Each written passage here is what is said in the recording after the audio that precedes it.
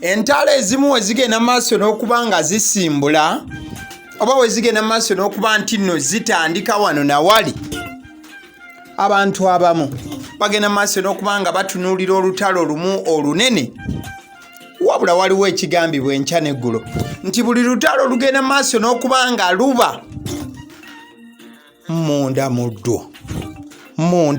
muddo mubaamu obutalotalo obulala obugenda maaso n'okuba nga busituka. Wabula ebiseera ebisinga obutalotalo obwo obulala bwe bugenda maaso n'okuba nga buleeta ekizimbulukusa, olutalo ne lugenda maaso n'okuba nga luzitoyera ddala gye lugenda maaso n'okuba nga lukkira, ng'omulaba agenze maaso n'okuba nga awuttulwa n'adduka n'okudduka. Wabula ate ebiseera ebimu oyinza okusanga nga omulabe yagenze maaso n'okuba nga awuttula, bwe kuba kuwangula ne se kuwangula yenna n'agenda maaso n'okuba nga awangula. Mwana gugenda maaso n'okuba nti olaba ku screen yo eddakiika eno.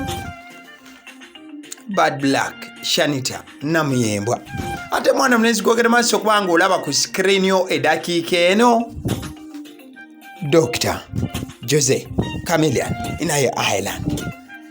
Mukadde ke kamu ngenda kulaga ne mwana muwala amanyiddwa nga Spice Diana mu buufu bwe bumu. Wakati nga olutalo lugenze maaso n'okuba nga lusituka wakati wa Dr. Jose Chameleon ne King Saha. King Saha mwagendera maaso n'okuba nga ayita Dr. Jose Chameleon munnanfuusi, omusajja alya mu lulime ne mu luzise. Bad Black avuddeyo n'agenda maaso n'okuba nga awa ensonga essemasonga. Ensonga gye njagala mutwale nga Bad Black bw'aleese, wabula sinza agenze maaso n'okuba nga afuna post eyo okuva ewa Bad Black mu buufu obwo oba buno. Bad Black agenda maaso n'okuba nga akola okunnyonnyola, yannyonnyola lwaki asuubira nti Spice Diana gwogenda maaso n'okuba nti olaba ku screen wamu ne Dr. Jose Chameleon annyonnyola nti ensonga lwaki bano mu mbeera yonna balina okugenda maaso n'okuba nti nno bawagira gavumenti, nti era terusobola keera lunaku ne bagyekyukira, nti lwa nsonga waliwo obulipa obubalipa. Obulipa obwo Bad Black bwagenze maaso n'okuba nga avaayo ayogereko, wabula nga bwagenze maaso n'okuba nga awandiika omukuku gw'ebbaluwa bwe ngenda okuba nga mbikusomera. Ngende maaso n'okuba nga mbimenyaamenya mbize mu lulimi olwaffe olwa wano tubitegeere bulungi, wabula sigattako kyange yaddotoolako. Bad Black agambye bw'ati: Did Karamaji family get justice? Did Henry Hamza Nsamba family get justice?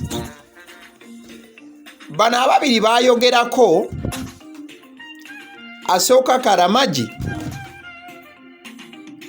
amawulire gaafuluma nti yali agenze maaso n'okuba nga afuna obuzibu obwamuviirako okuba nti nno obulamu bumuvaako. Bino nga byatuukawo ewa Dr. Jose Chameleon.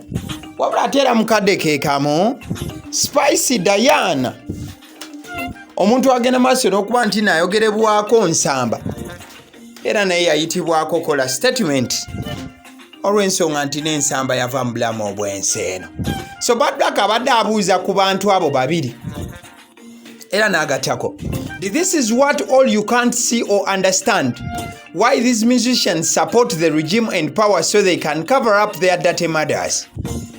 Bad Black n'agamba nti eno y'ensonga lwaki mwenna temugenda maaso nakubanga mukitegeera ti lwaki abayimbi bano bamenye Dr. Jose Chameleon ne Spice Diana bagenda maaso n'okubanga bawagira gavumenti eri mu buyinza, nti kino bagenda maaso n'okubanga bakikola, bagenda maaso n'okubanga babikkirira ebikyafu eby'abantu bali ababiri Bad Black be yamenye waggulu. Bad Black agattako, give me reason why Jose Chameleon or Spice Diana wouldn't support NRM. Nti genda maaso n'okubanga omuwa ensonga lwaki gw'osuubira Dr. Jose Chameleon oba Spice Diana tebasobola genda maaso na kubanga bawagira NRM. Oluvannyuma lw'ebyo Bad Black bwe yagenze maaso kubanga atema n'agenda maaso kubanga akunnyonnyola mu bufu obufaananako bwe butyo. Bad Black still yagaseko mu kiwandiiko ke kino, I was convicted for company funds where I was a co-director and sole signatory, and it was not government or tax funds, but for my husband, but the government picked interest to sentence me. Bad Black kyakoze ogenda maaso n'okubanga achallenginga Dr. Jose Chameleon ne Spice Diana kubiri byenkumenyedde waggulu. Agenze maaso n'okubanga abuuza bano ebibuuzo n'agamba nti ye nga Bad Black bagenda maaso n'okubanga bamukwata ne bamugombamu obwala ku lw'ensimbi za kampuni gy'agamba nti naye yali oba gwe wandiise assistant director w'ekitongole ekyo ate nga y'omu ku bantu abalina okusayininga ku ssente ezo. Agamba nti ssente zino tezaali za gavumenti oba nti tezaali ssente za mwi wa musolo nti ze yali abbye, but zaali ssente za bbaawe.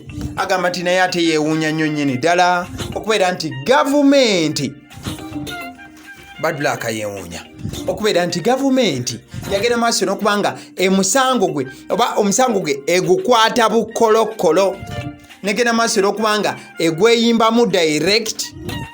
N'agamba nti naye ate kigenda maaso n'okubanga kimwewuunyisa nnyo nnyini ddala. Agamba but those who committed murder on innocent souls never brought to justice.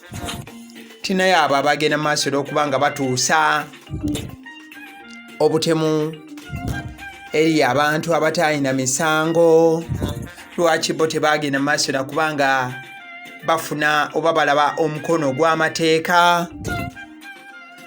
Bad Black agattako, not even any arrest do we still have justice system. Bad Black yagamba nti yeewuunya nnyo okubeera nti abayimbi bano ababiri bamenye tebagenda maaso oba tebagendangako maaso yadde okubeera nti bakwatibwa oba nti batwalibwa ku polisi ne bassibwa.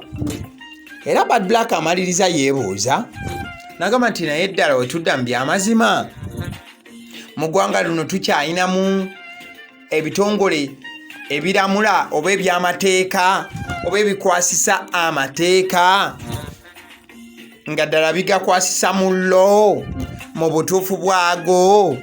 Bigambo bya Bad Black.